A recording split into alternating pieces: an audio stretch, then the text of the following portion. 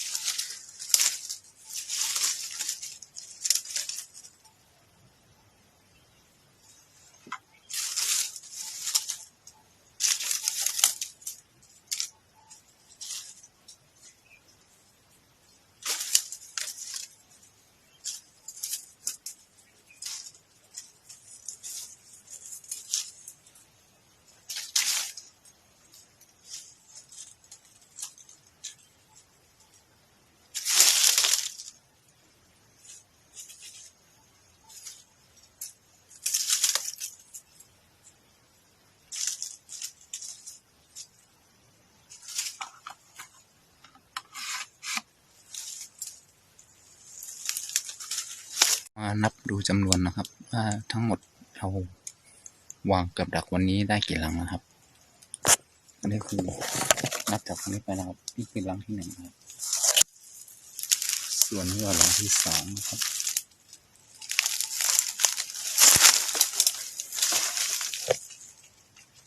นี่ก็หลังที่ 3นะครับ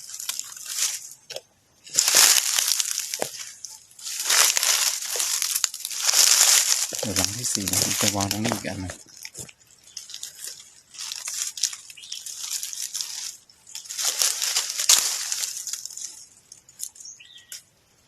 ตรงนี้จะเป็นหลังที่ 4นะครับ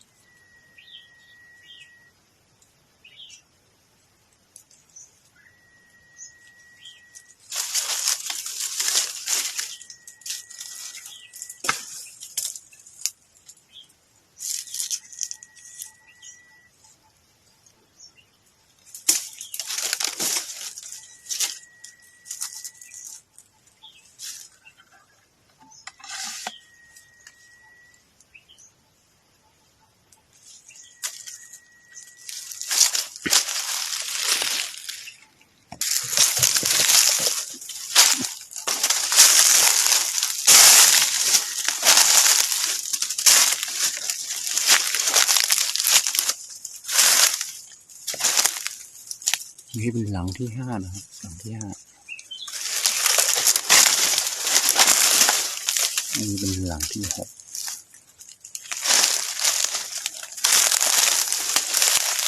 หลังที่ 7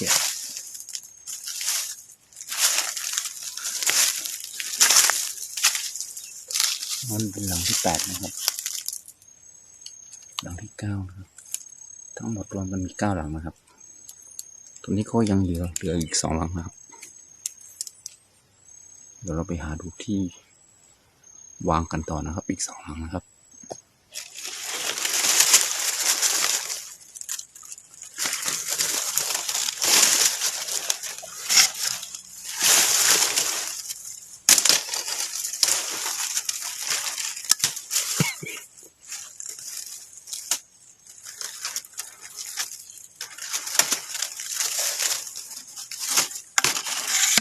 ตรงนี้เป็นหลังที่10นะครับว่า11จะวางตรงนี้อีกหลังนึงนะครับ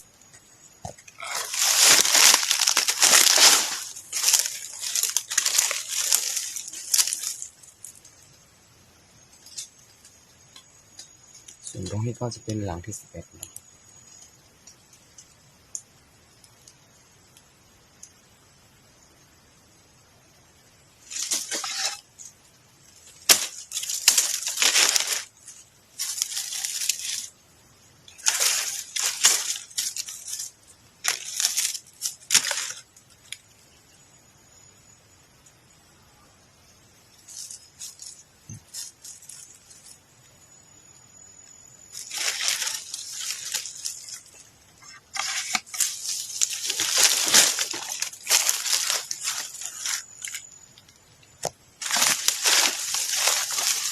หลังจากที่เราวางกับดักแล้วนะครับ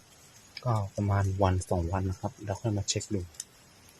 ถ้าเกิดว่าเราวางปุ๊บเนี่ยพรุ่งนี้เรามาเช็คก็ไก่ป่าอาจจะไม่มานะครับเพราะว่ามันตกใจเราตอนที่เรามาวางกับดักนะครับเราจะมีเสียงดังเสียงตัดให้ท็อกแท็กนะครับไก่ป่าก็จะมีการหนีไปสักพักหนึ่งนะครับหรือว่า1-2 วันเขาจะกลับมาหลังจากนั้น2 วันเราก็จะมาเช็คดูนะครับเดี๋ยวถ้ามาเช็คดูผมจะพาเพื่อนๆมาเช็คดูด้วยนะครับโอเคครับสำหรับวันนี้ก็แค่นี้ก่อนนะครับเดี๋ยวเรามาเจอกันใหม่ภายใน2 วันนะครับเรามาเช็คดูกันนะครับว่าจะมีไก่ป่าติดสักกี่ตัวนะครับ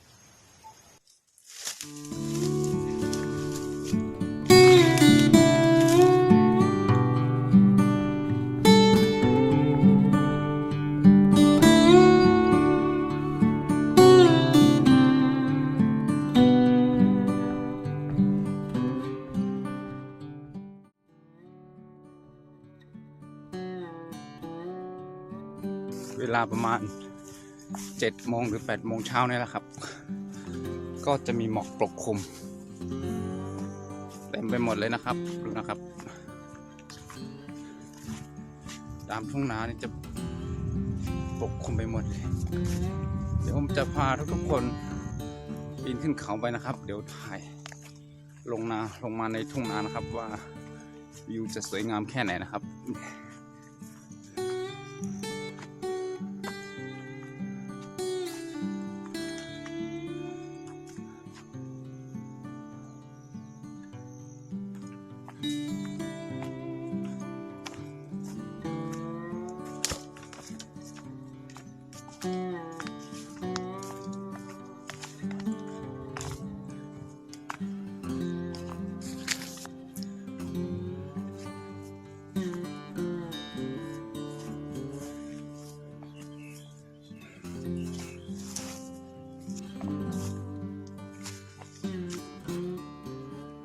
มองไม่เห็นอะไรนะครับหมอกเต็มไปหมดเลยถ้าเป็นหน้าหนาวก็จะเป็นแบบนี้แหละครับ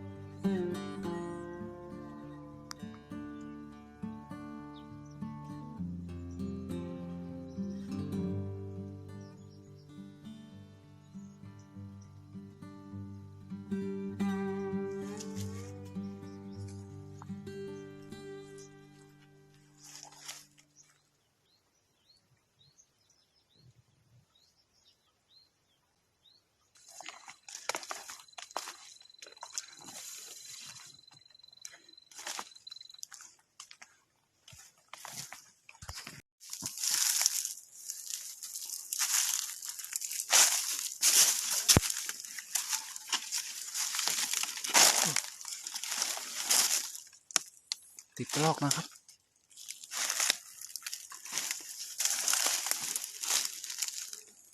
แข็งเป๊กเลยตายไปแล้วนะครับ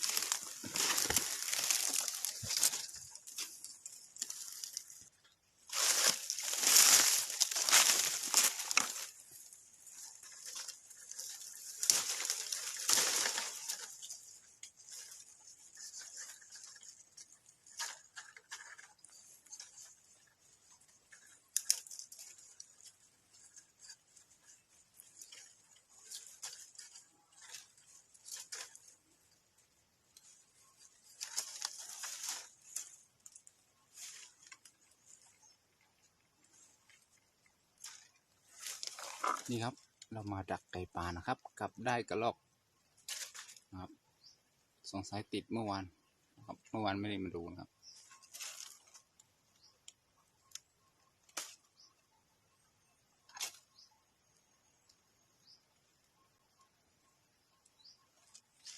นี่ครับได้1 ตัว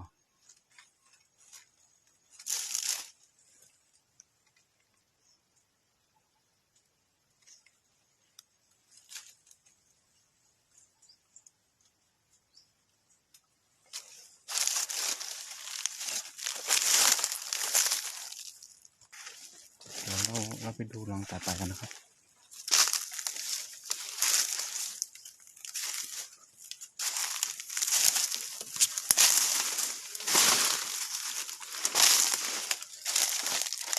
รังที่2ก็ลั่นนะครับแต่ไม่ติดนะครับ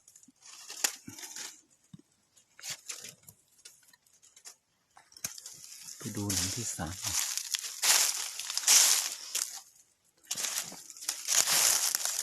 ไม่ลั่นนะครับ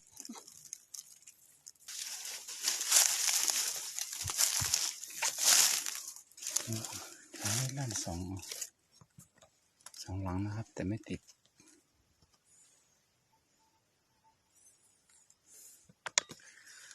นี่ครับ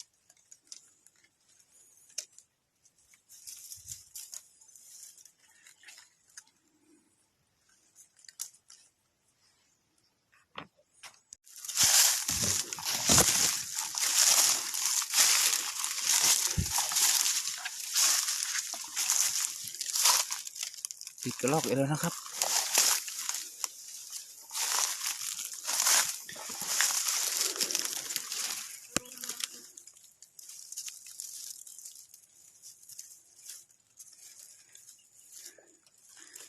นี่ครับ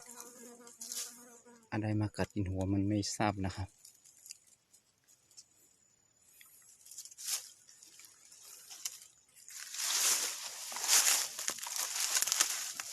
จับไก่ปลานะครับได้แต่กระรอกนะครับ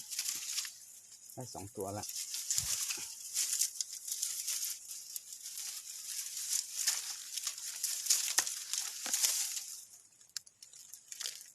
รัดเอวมันครับ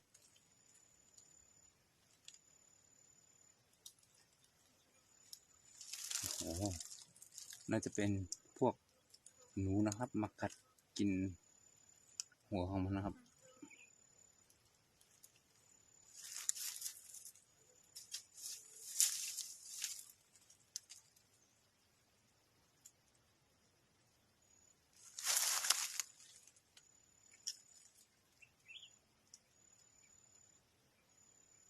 หลังที่1นะครับติดกระรอกนะครับเราไปดูหลังที่2ที่3กันต่อว่าจะมีอะไรติดอีกนะ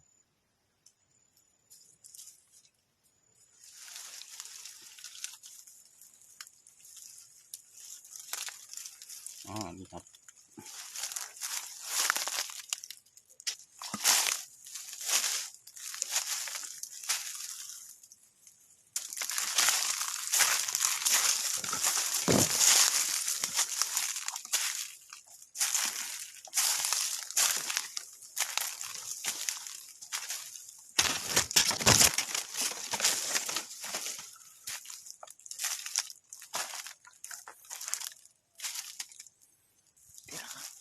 โอ้ติดครับติดครับนี่ครับเป็นไก่ป่าหรืออะไรไม่ทราบนะครับโอ้สวยงามมากเลยครับเดี๋ยวเราไปดูใกล้ๆกันนะครับ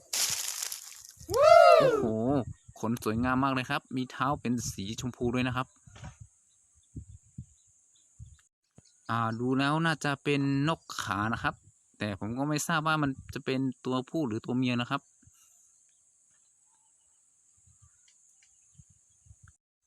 เดี๋ยวยังไงผมจะมาแกะเชือกที่รัดคอมันออกก่อนนะครับเดี๋ยวเรามาเช็คดูอีกทีหนึ่งว่าจะเป็นตัวผู้หรือว่าตัวเมียแน่นอนนะครับเช็คดูให้แน่นอนก่อนว่าเป็นตัวอะไรผมก็ยังไม่เคยเจอมาก่อนนะครับนกแบบนี้นะครับมีชื่อเรียกว่าอะไรก็ไม่ทราบนะครับถ้าหากว่าใครทราบนะครับช่วยคอมเมนต์เข้ามาบอกในใต้คอมเมนต์ด้วยนะครับอันนี้ผมไม่ทราบจริงๆนะครับแต่ในภาษาไทยใหญ่นะครับจะเรียกว่านกขานะครับแต่ในภาษาไทยนี้ไม่ทราบนะครับดูท่าทางแล้วนะครับผมดูแล้วน่าจะมีหงอนด้วยนะครับน่าจะเป็นตัวผู้นะครับดูที่ขามันก็จะมีนี่ครับมีหลอยเลยครับเนี่ยมีแบบนี้เลยนะครับแหลมๆนะครับส่วนมากแล้วถ้ามีแบบนี้น่าจะเป็นตัวผู้นะครับโอ้โหสวยงามมากเลยน่าเสียดายนะครับมันตายไปแล้วถ้าไม่ตายนี้น่าจะเอาไปเลี้ยงไว้ได้เลยนะครับถ้าหากว่าทุกๆคนนะครับชอบคลิปนี้นะครับก็ฝากกดไลค์หรือกดแชร์นะครับกด Subscribe นะครับหรือกดกระดิ่งแจ้งเตือนนะครับเพื่อไม่พลาดในคลิปหน้านะครับสำหรับคลิปนี้ผมต้องขอปิดคลิปเพียงเท่านี้ก่อนนะครับเดี๋ยวเรามาเจอกันใหม่ในคลิปหน้าครับลาไปก่อนนะครับสวัสดีครับสวยงามนะครับโอ้โหเสียดายที่มันตายไปก่อนนะครับไม่งั้นผมเอาไปเลี้ยงแน่นอนเลยนะครับ